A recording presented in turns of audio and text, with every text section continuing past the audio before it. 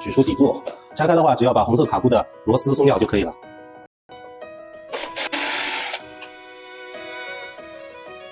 先把卡箍、螺丝还有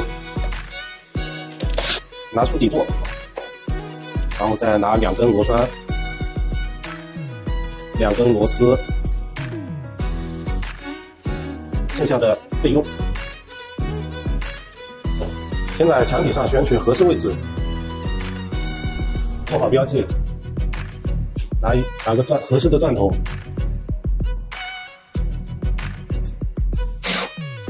好，安装好底座之后，拿出分机主体，针叶端对着红色内流槽端，塞入主体。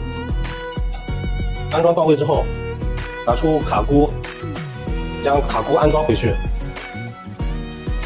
锁紧螺丝螺膜。好，锁紧之后就安装完成了。